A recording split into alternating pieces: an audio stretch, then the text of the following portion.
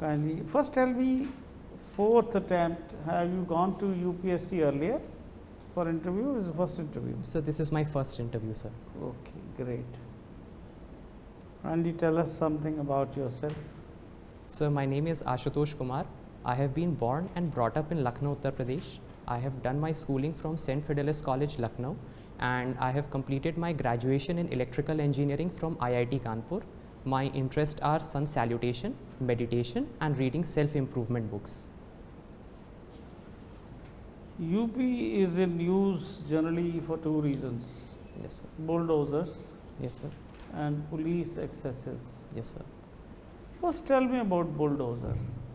There is so much of criticism that bulldozers of the government are going and demolishing properties indiscriminately, left and right, of people who are, inverted commas, kind of opposed to the government or whatever you want to say.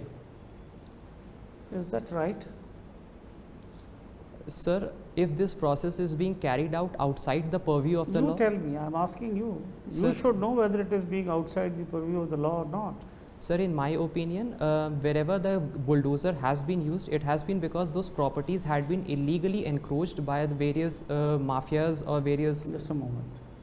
Properties had been illegally encroached. Yes, sir. Means matlab what? Sir, that is, there was no legal permit for the construction either, and I think in those cases the police has conducted. So the words I am telling you. Yes, sir. Words are different then anyway. Yes, sir. Hmm. And sir, I think in my opinion, So the in those properties had been illegally constructed. constructed, yes, not sir. encroached. Encroached, yes, sir. Sorry, sir. Mhm. And sir, those lands. Illegally means what? Sir, maybe they were not the original owners. The land belonged to someone else, or it was the common government property land, and that had been encroached illegally. So what you are saying maybe? Sir, maybe because sir, I am absolutely not privy to the ground level facts. My opinion is based upon what I have read in the newspaper reports, sir. So what do the newspapers say? Sir, newspapers, many of them, they report the government official statements. That is, the government is taking a strong action under its zero tolerance policy against the crime and those properties. So you're telling me in nutshell that bulldozers are being used against unauthorized constructions Yes, sir. on the government land, Yes, sir. and that is okay. You think there's nothing wrong with it? Sir, if it isn't within the purview of the law, then definitely it is okay, sir. And if a proper magisterial order has been issued for it. Why magisterial order is needed for this? Sir, I think that for such a kind of actions, some orders are issued under CRPC. CRPC? Sir, I was reading it somewhere, sir. I am not CRPC exactly is sure. nothing to do. And what is CRPC, by the way? What is the full form of CRPC? Sir, it is Criminal Procedure Code, sir. So this tells the procedure how to collect evidence and conduct trials. Yes, sir. This has nothing to do with this. Sir, I'll try to check about my Anyway, facts, sir. How about police excesses? Now, this brings me to second point. Sir, wherever there have been instances and if there have been allegations of police excesses. Not if. You tell me, I'm asking you. Yes, sir. Have there been police excesses in UP or not? Sir, in some cases there have been excesses, and a former superintendent of police of Mahoba district, and against him a non-bailable warrant was also issued because there was a news that a businessman was shot dead because of his certain personal reasons, and so the court has taken the cognizance of this fact, and there has been an legal action initiated against him. Now I'm told that the criminals, they are surrendering to the police station. They are going. Yes. कि हमको गोली मत मारो. Yes, sir. That's the fear. Sir, I think that this is more because a strong proactive action is now being taken by the police. And So you think even there the government is right? Sir, I think that yes, the activity, most On of both. it is within the lawful domain. Let's move on to something else. Why is Sri Lanka in crisis? Tell me. Sir, Sri Lankan crisis has been because of the economic mismanagement and also because of the post-COVID impact. What is the mismanagement? Sir, certain decisions were taken, for example, transitioning of the Sri Lankan agriculture to the completely organic agriculture, and this led to a food crisis there. And certain other, like I was reading in the news that the inefficiencies have been there, and there have been protests regarding the like the president and his families, the nepotism related allegations are also there. This has nothing to do with the economy, no? Nepotism, we're talking of the economy. Yes, sir. And sir, the Chinese huge debt that has been built up there, and so the interest payments are lining up, and so the government there has to pay a lot of debt there. Hold on. Sri Lanka has already defaulted on payment Yes, of sir. debts and all. But what is the reason for economic crisis otherwise? The only thing you have said it, organic. Yes, sir. And And any other reason? so the tourism sector has been adversely impacted because the number of tourist arrival has been significantly reduced due to the COVID's impact, and that has affected the forex exchange that was coming in, and also the hospitality sector as well. So I think that tourism sector was contributing significantly to the Sri Lankan economy, and so there has been No, tourism naturally will decline if your economy is not doing well. Yes, sir. If your people are not getting food, how will I get food when I go there as a tourist?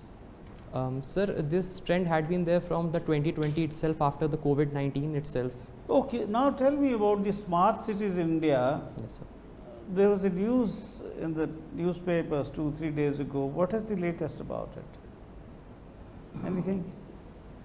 Sir, I am not able to recall. I just saw an advertisement of the Jammu and Kashmir government in the newspaper. There is that like Srinagar and Jammu and Kashmir. Jammu Okay, have you heard about the integrated command and in control these smart centers. cities? Yes, sir. What does it mean?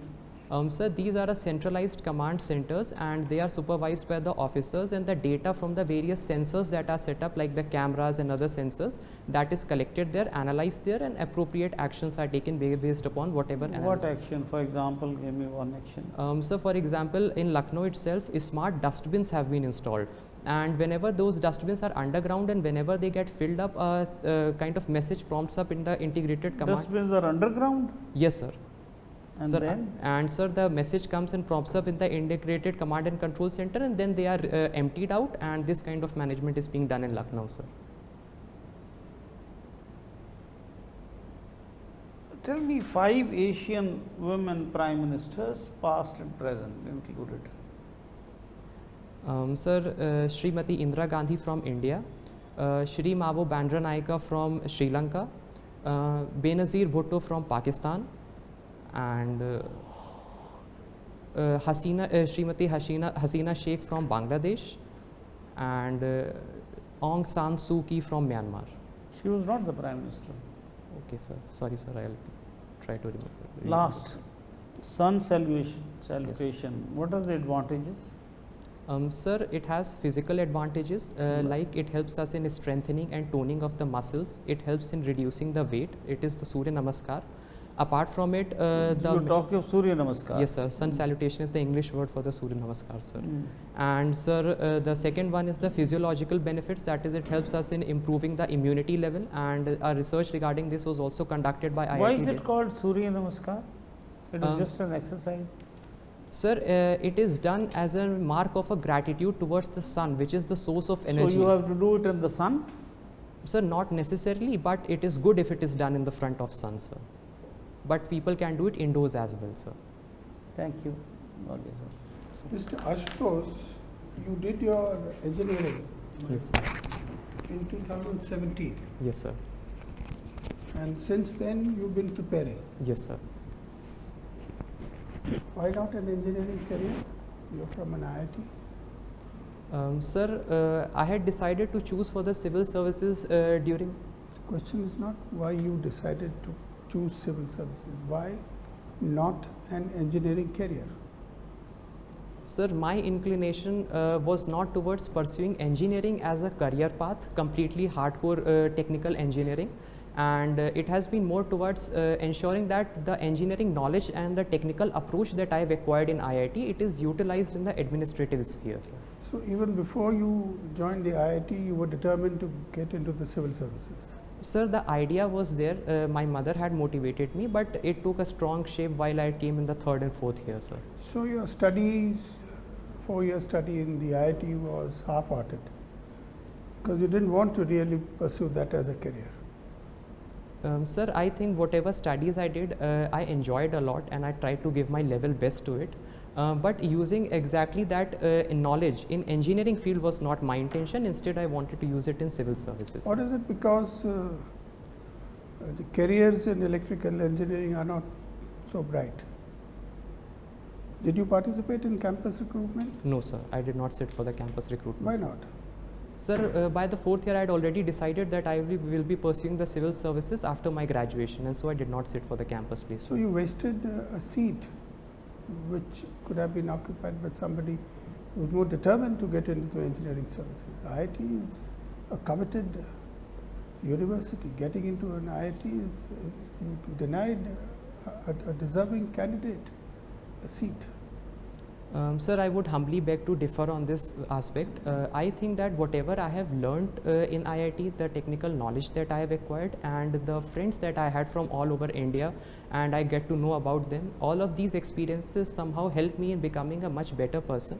And sir, seat at IIT, anyways I would have to do a graduation somewhere, and IIT at that time when I was immediately after the 12th, it appeared as a very nice option for me and I was able to qualify, and that is why I pursued it, sir. So why do you think that you are fit for the civil services? Sir, I think that I possess certain qualities that I think would be helpful for the civil services. One of them is that I am a hardworking and a dedicated person. The second one is the patience and perseverance in me to keep on striving for my goal, and this I think is important in the civil services, in which we have to work for the long-term goals. And also I try to remain optimistic among the challenging situations, and so I think that these are some of the qualities that a civil servant should need, and so I consider myself. Give me some examples, because it is right, it is easy to say I am A, B, C, D, I am good at that, but Yes, give me sir. some examples Okay, sir. Sir, to prove whatever the qualities that you said you have. Sir, the first aspect regarding the patience and perseverance, I have been preparing for the 4 attempts, and in my first, second and third attempt I could not qualify it, and still I have not given up on my goal, and I am trying to do it to the best of my ability. So that is an example of perseverance. Regarding being optimistic, sir, I would like to quote, with your permission, I would like to quote an incident. When I was giving the preliminary examination, in the first 20 questions, I knew only 4 and 5 questions. And it was a very panicking situation for me, sir. And still I tried to maintain calm. I tried to remain optimistic that still 80 questions are there for me to perform. And I was able to do well in those next 80 questions, and I was able to qualify the prelims examination. And sir, the third aspect regarding the hard working, sir, I think that in my academic career, sir, I have tried to work to the best of my capabilities as much hard as possible, sir. Okay. Both your parents are in the teaching profession. Yes, sir. You know, there's a World Bank report which says that 55% of class 1, class 2 students Yes, sir. have fundamental learning deficiencies. Yes, sir. This is pre-COVID. Yes, sir.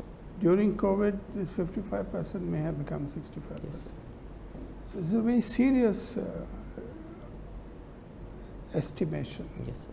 by the World Bank. Yes, sir. What do you think are the fundamental deficiencies that the World Bank is talking about? I'm talking about class 1, class 2. Sir, the first one comes regarding the nutrition. Let us start with the nutrition We're capabilities. talking education, not health. Yes, sir. And sir, a small explanation, if you may permit. Sir, nutrition is very important for the cognitive development of the brain, and as we can see that 53% of the women in India are anemic, and so this kind of the disabilities that start emerging start from the level of fetus itself. Then when we enter into the area of the education sector, we can see that early childhood care and education in the Anganwadi is not very appropriate, so the learning tendencies and these kind of, they get hampered. If we look at the socio-economic factors, they also contribute towards the poor learning outcomes, because many a times the students, especially in my mother's government school, they come from a very poor background where they have to do a lot for the household chores, and their parents are also not able to contribute effectively to their education. So this also compounds the learning disabilities that are there in class 1 and class 2, sir. So what can be done to rectify this? Sir, a multi-dimensional and a multi-pronged strategy would be needed for it. First, starting with the nutrition, as we can see, the PM Poshan Shakti Nirman has been launched, and it includes not only the class 1 to 8 but also the Anganwadi students within it. Then to strengthen the early childhood care and education, that is pre-class, class 1 level education, we can follow the Karnataka model, in which extra 3 hours of the education the Anganwadi workers are providing there.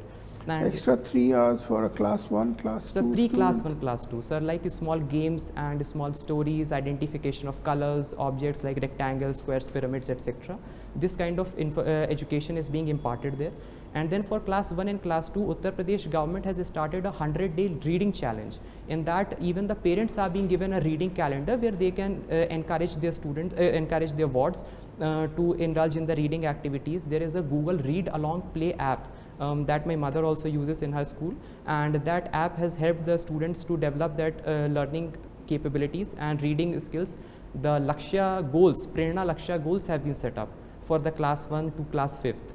And these, I think, can be an important marker. Regularly monitoring of the students' progress is being done via Prerna app also.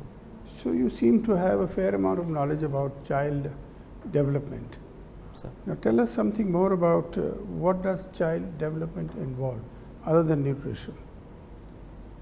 sir, child development involves a good family environment, because a child, first thing the child learns is from his parents, the father and mother. And so it is said that if So a development of what? Let us De- be specific. yes, sir. Development, what are the development needs of a child? So the first need is the psychomotor skills, that is ability to stand up, walk, etc. The second one is the cognitive skills, able to recognize various objects, shape, colors. The third is the language related skills, the ability to pronounce and identify the letters and write words. The character needed and moral values needed learning, because a child tries to imitate his or her parents. So if he or she sees a good and a courteous language being used in the household, and this kind So of all of this, for a child is it's a tall order for a country like India, which doesn't even have basic primary infrastructure in education, to do all of this, and particularly when teachers are not motivated. Even teachers don't understand what you're talking about. Yes, sir. It's a tall order. Sir, in my opinion, definitely the challenge is a big one, but it is not the one which cannot be achieved, sir. If there is a collective will by the government, civil society, teachers and the families. Tell me two things which need to be done specifically to do all of these things. Of course, there are a lot of things that need to be done. Tell me two things which the government should do. So the first one would be a good quality teacher training that is needed, because the teachers are the ones that can cultivate these kind of values and help it. So a good quality training, and I think Nishtha training has been started by the government, which helps in inculcating few of these things. The second one could be, I think in my opinion, the school related infrastructure, if it is improved, then I think the access to the education in that sense can be improved to a large number of still students who are left out of this education spectrum. So I think for a country like India, then these two interventions can help a lot. Thank you. Mr. Ashutosh, Yes, sir. you won the Dr. Pratik Mishra Memorial Gold Medal at IIT Kanpur. Yes, sir. What was that for? Sir, it was for the best performance in the academic during the 4-year BTech, sir. And you also won the award for academic excellence at IIT. Yes, sir. And I presume that was in your subject, electrical engineering. Yes, sir. So why did you not take an optional paper relating to electrical engineering and choose political science and international relations? You are obviously very, very good at electrical engineering. You got 9.9 out of 10 in BTech. Sir. So why did you not opt for a paper relating to your studies? Sir, I had 3 reasons for it. The first one was that after going through the syllabus of the civil services, I had developed an interest in the political science and international relations, mainly the international relations one. The second one was because I had seen that there is a lot of overlap in the general studies paper. So I thought that the political science option would help me to better understand the GS subjects and get better understanding and write better answers. The third one was that a few of my friends had also taken this optional, so I found it easier to discuss various things with them. But your subject, your own subject for which you got the gold medal, Yes, were sir. you not comfortable taking that as the optional? So for me it was a big task because electrical engineering itself is a very big subject, and complementing it with a general studies paper was a bit difficult for me, sir. All right, now you said you have a great interest in international relations. Sir.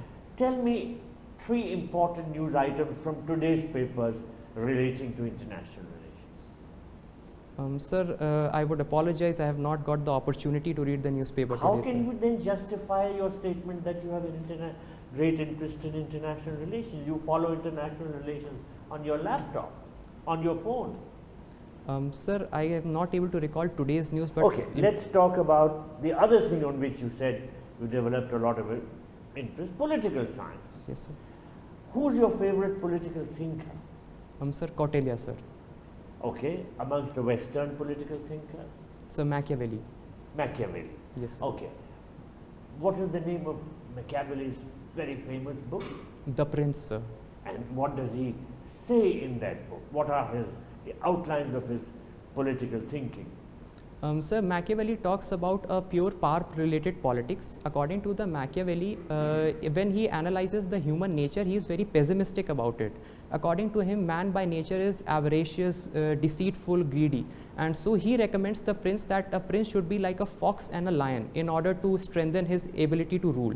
And the Machiavelli also talks about the doer morality. That is, the morality of a common man is different from morality of a prince. Now, how is Machiavelli's political thinking in the context of the political thinking of Kautilya, who's your favorite thinker? How do the two relate? Sir, there are a lot of similarities between them. Even our former Prime Minister Pandit Jawaharlal Nehru, in his book Discovery of India, he had called Kautilya as Indian Machiavelli. So, sir, the first similarity is that both of them. Do you think that he is India's Machiavelli?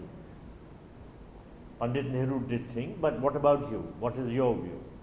Sir, I think that the Kautilya's analysis are a bit more comprehensive as compared to the Machiavelli, because Kautilya talks about various means to tackle corruption, strengthen the espionage related institutions, and also the administrative setup as well. All right. Now, leave aside today's papers.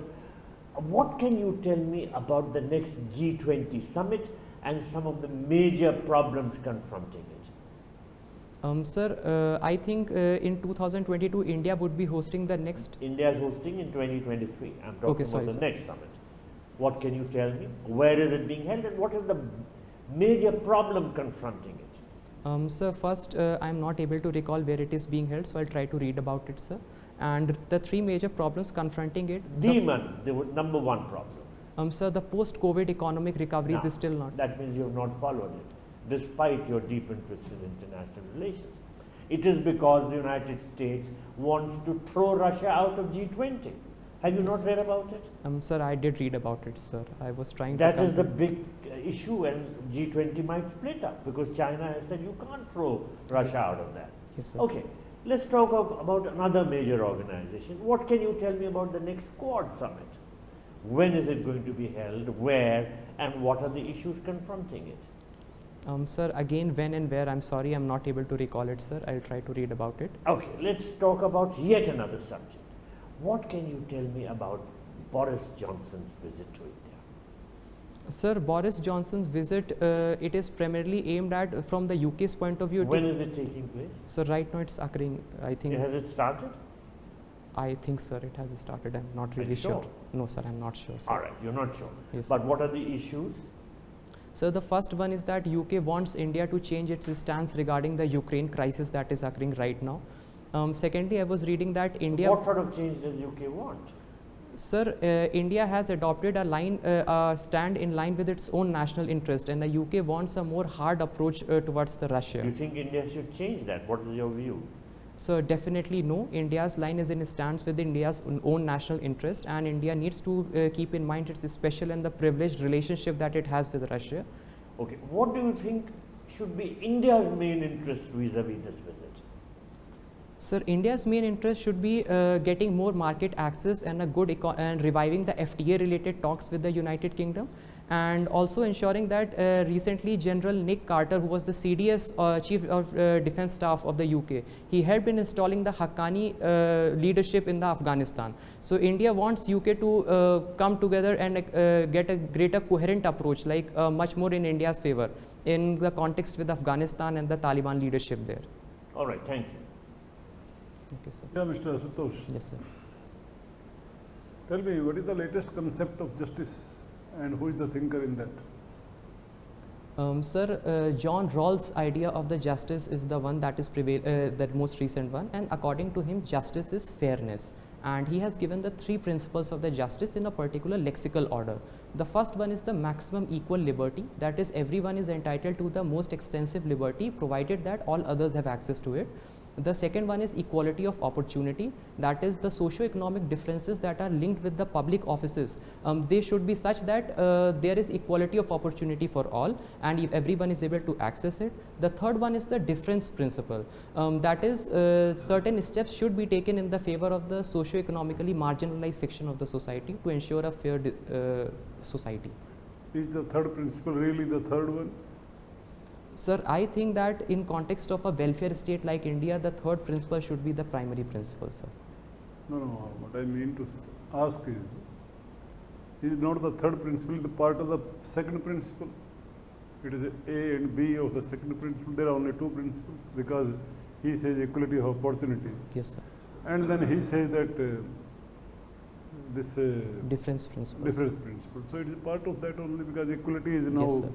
little variation in that Yes, sir. idea only. Sir, when we look at equality of opportunity comprehensively, then definitely ensuring the equality of opportunity would itself subsume the difference principle, because without upliftment Subsumes, and that's why it is not 3 principles, it is only 2 principles. Second has 2 parts. Yes, sir. Second has 2 parts. Sorry, I just forgot it, sir. And that is not the latest concept. Amartya Sen has given his idea of justice after John Rawls. Are you aware of that? Sir, his concept of development is as freedom, and the idea of human development I am aware of, but his No, concept idea of of justice justice I I am know. not aware of. Sorry, sir. The name of the book itself is Idea of Justice Okay, sir. by Amartya Sen. Okay, sir. So tell me, what are the biodiversity hotspots in India? How many are there? So there are 4 And biodiversity. what is the criteria? So for a biodiversity hotspot, I think around 70% of the species should have been lost for a particular place to be declared as a biodiversity hotspot. In India, we have Indo-Himalaya, and then the northeastern part in the Burma. Then we have Western Ghats related to and linked with Sri Lanka, and the last part in the Andaman and Nicobar Islands, the Sunda land as it is called. Sundaland, and then what? Sir, Western Ghat- Ghats, Western- Himalayan region, and the northeast related. Northeast. Good. And that is the only one criteria, or there was second criteria? So there are more criteria. I am not able to recall them, sir. Tell me, now in our system, you were talking about the education, this thing, that thing. It takes 25 to 30 years for a person to become eligible for earning something properly. Yes, sir. Whereas in tribal society, the child starts earning right at the maybe 8 or 10, Yes, sir. and they are more satisfied. And here, in spite of all these things, a lot of tensions are there. Yes, sir. So, should we not devise some new system of our way of life? Sir, Tribal way of life, of course, has some deficiencies. So, this one has some other deficiencies. What is your opinion about it? Sir, in my opinion, the current way of life which prioritizes the materialistic concept is not sufficient, and it should more focus on what the idea of gross national happiness talks about. That is, it includes the spiritual contentment, the ability to pursue the culture, the good governance aspect, and a good social capital in a society. I think all of this play a critical role in ensuring an overall human well-being, sir. And then I'm asking you an opinion. Yes, sir. Recently, have you come across one report which says that toll collection will be with the help of GPS and satellites, no need of toll plazas? Have you read about it? Sir, I have not read, but I can try. Okay, I'll tell you. Okay, sir. You have to give your opinion after my telling. Okay, sir.